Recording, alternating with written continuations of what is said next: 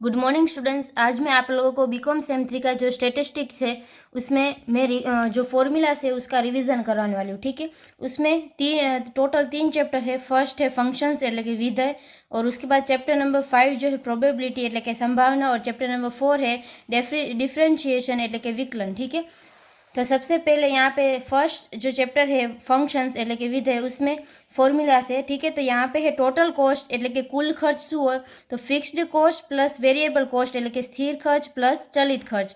उसके बाद है R is equal to revenue होता है એટલે કે आमदनी, और इसका फॉर्मूला है R into X R X is equal to X into P. ठीक है, उसके बाद है ब्रेक इवन वैल्यू એટલે उसको गुजराती में बोलते हैं समतुट बिंदु। ठीक है, तो वो क्या होता है तो आर इज इक्वल टू सी होता है। ठीक है, जितना भी हमारा रेवेन्यू होता है वो और कॉस्ट जो होता है वो इक्वल होता है ब्रेक इवन वैल्यू में। ठीक है, એટલે કે समतुट बिंदु में बे समान હોય છે।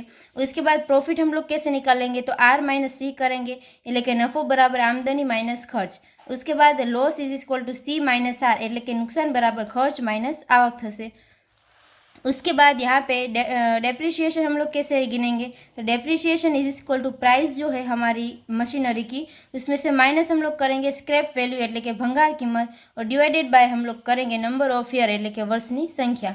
उसके बाद आएगा करेक्शन फंक्शंस એટલે કે सुरेख विधेय। ठीक है, तो y is equal to A X plus B होगा। ठीक है, उसके बाद यहाँ पे है बाइनरी फंक्शंस એટલે કે द्विघात विधेय, तो वो क्या क्या होगा तो y is equal to A x square plus b x plus c होगा। ठीक है, उसके बाद चैप्टर नंबर 5 है प्रोबेबिलिटी એટલે કે संभावना, तो उसमें ये आपको याद रखना होगा कि यूनियन टोटल और at least plus intersection common and into. ठीक है, ये दोनों आपको याद रखना होगा।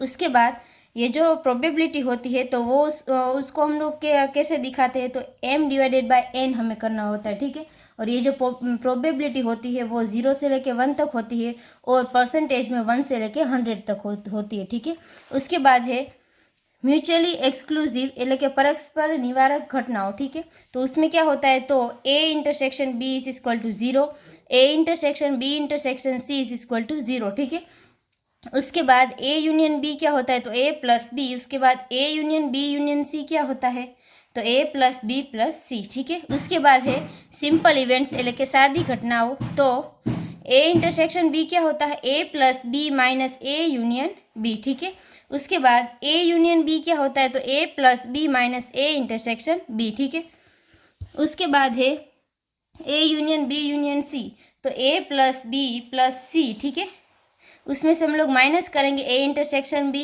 Minus b intersection c minus ए इंटरसेक्शन सी, और प्लस करेंगे a intersection B intersection c. ठीक है, उसके बाद है इंडिपेंडेंस इवेंट्स એટલે કે निरपेक्ष घटनाओं, तो उसका क्या होता है फॉर्मूला तो ए इंटरसेक्शन बी क्या होता है तो ए इंटू बी, और ए यूनियन बी क्या होता है तो ए प्लस बी माइनस ए इंटरसेक्शन बी। ठीक है, उसके बाद है डी मार्गन्स लॉ, तो a dash intersection b dash क्या होता है तो 1 माइनस ए यूनियन बी।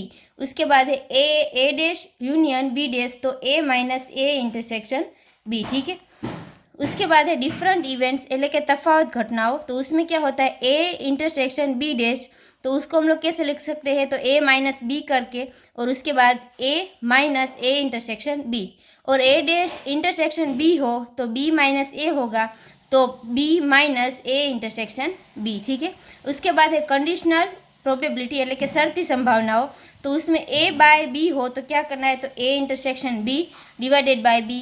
उसके बाद ए डैश बाय बी हो तो a dash intersection b divided by b. ठीक है, उसके बाद a dash by b dash हो तो a dash intersection b dash divided by b dash, और अगर b dash by a dash हो तो a dash intersection b dash divided by a dash. ठीक है, उसके बाद है एग्जॉस्टिव इवेंट्स એટલે કે निशेष घटनाओं, तो उसको हम लोग कैसे लिख सकते हैं तो ए यूनियन बी हमारा क्या होता है 1 होता है, और A union B union C भी हमारा 1 होता है। ठीक है, उसके बाद यहाँ पे है mutually exclusive and exhaustive event. ठीक है, એટલે કે परस्पर निवारक અને निशेष घटनाओं, तो वो क्या होता है तो ए इंटरसेक्शन बी हमारा A plus B is equal to 1 होता है, और A intersection B intersection C क्या होता है तो ए plus B plus C is equal to 1। ठीक है, उसके बाद चैप्टर नंबर 4 के है फॉर्मूलास डिफरेंशिएशन એટલે કે વિકલન। ठीक है, तो उसमें कुछ रूल्स है वो आपको याद रखने होंगे। तो फर्स्ट है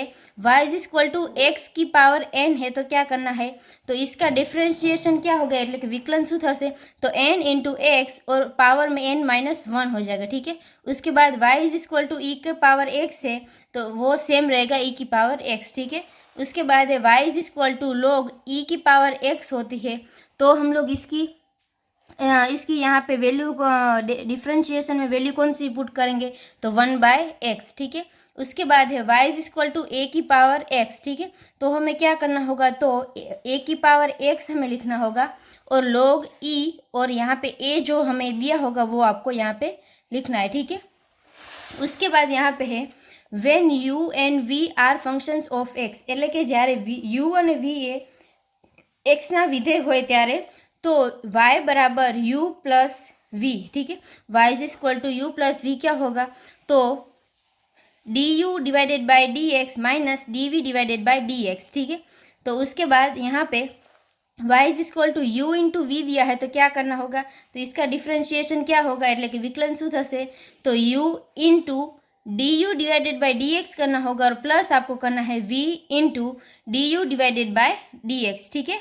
यहाँ पे v है, ठीक है, u into D V divided by D X plus v into D U divided by D x.